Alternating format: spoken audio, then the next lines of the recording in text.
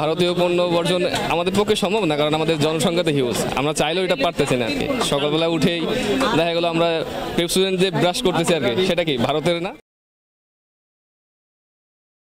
আবার একটা খবরে থমকে গেল বাংলাদেশের বাজার, কারণ ইতিমধ্যে ভারত সেখানে অনেক কিছুই পাঠানো বন্ধ করে দিয়েছে, যার মধ্যে আলু, পেঁয়াজ ইত্যাদি অন্যতম। কিন্তু এবার আরও একটি দৈনন্দিন সামগ্রীর নাম উঠে আসছে। ভারত সম্প্রতি চিনি রপ্তানিতে সীমাবদ্ধতা আরোপের পরিকল্পনা করেছে, যা বাংলাদেশে নতুন সংকট তৈরি করতে পারে। এই সিদ্ধান্তটি ভারত তার নিজস্ব খাদ্য সরবরাহ সুরক্ষার জন্য নিয়েছে। তবে এর ফলে বাংলাদেশে চিনি সংকটের আশঙ্কা বেড়েছে। ঠিক কী পরিকল্পনা নিয়েছে ভারত এবং এর প্রভাব বাংলাদেশের উপর কীভাবে পড়তে পারে জানলে আপনারাও চমকে উঠবেন। তার আগে কমেন্ট বক্সে হর হর মহাদেব লিখতে ভুলবেন না। সকলকে আমাদের চ্যানেল পুরাণ কথায় স্বাগত। আজকে আপনারা জানবেন বাংলাদেশে আবার কি পাঠানো বন্ধ করলো ভারত। ভিডিওতে এগোনোর আগে সবাই অবশ্যই আমাদের চ্যানেলটি সাবস্ক্রাইব করে নেবেন। বাংলাদেশ প্রায় সম্পূর্ণরূপে আমদানি করা চিনির উপর নির্ভরশীল এবং ভারত বাংলাদেশে পরিশোধিত চিনির প্রায় 15% কাঁচামালের উৎস। ভারতের রপ্তানি বন্ধ হলে বাজারে তীব্র অস্থিরতা দেখা দিতে পারে বলে স্থানীয় উদ্যোক্তারা সতর্ক করেছেন। আব্দুল মোনেম সুগার মিলস লিমিটেডের অর্থ বিভাগের জেনারেল জানিয়েছিলেন যে তাদের চিনির প্রায় 80% ব্রাজিল থেকে আসে। তবে ভারত যদি রপ্তানি বন্ধ করে দেয় তাহলে বিশ্ববাজারে চিনির দামের ঊর্ধ্বগতি হবে। ভারতের মতো সহজ উৎস হারালে বাংলাদেশে বড় সংকট তৈরি হবে। ইতিমধ্যে চিনির দাম অনেক বেড়ে গেছে, পাইকারি হারে তা অনেক দামে পৌঁছে গেছে, খুচরো বাজারেও এর দাম বেড়ে যাচ্ছে। ভারতীয় সিদ্ধান্তের প্রতিফলন স্থানীয় বাজারে দেখা দিতে পারে, যা ভোক্তাদের জন্য আরও চাপ সৃষ্টি করবে। বাংলাদেশে আগে থেকেই খাদ্যপণ্যের বাজারে অস্থিরতা ছিল।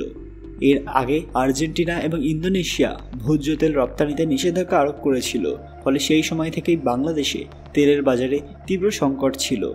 একইভাবে ভারত যখন আলু, পেঁয়াজ সব বন্ধ করে দেয়, পাশাপাশি বেশ কিছু জিনিস এক্সপোর্ট করা বন্ধ করে দেয়, তখন বাংলাদেশের বাজারে অস্থিতিশীলতা দেখা দেয়। এই পরিস্থিতিতে ভারতের চিনি রপ্তানি সীমিত করার সিদ্ধান্ত প্রতিবেশী দেশগুলোর ওপর গুরুতর প্রভাব ফেলতে পারে।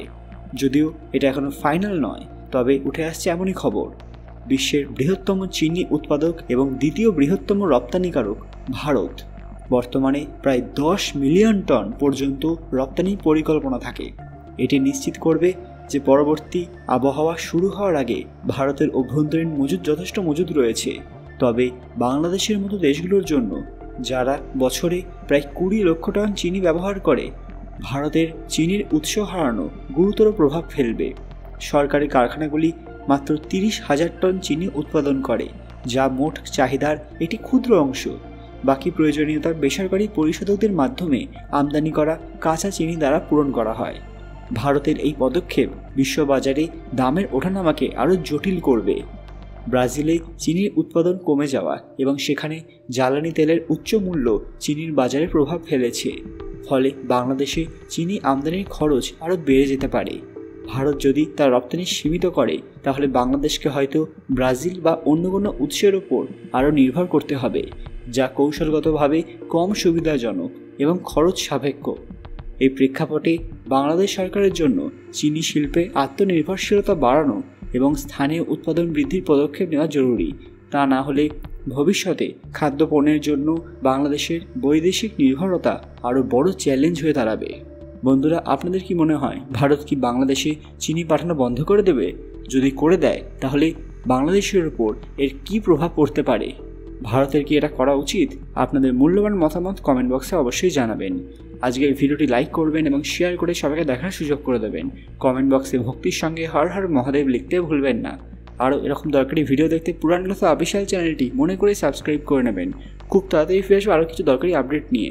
ততক্ষণ আপনারা এই ভিডিওগুলো দেখতে পারেন। ধন্যবাদ।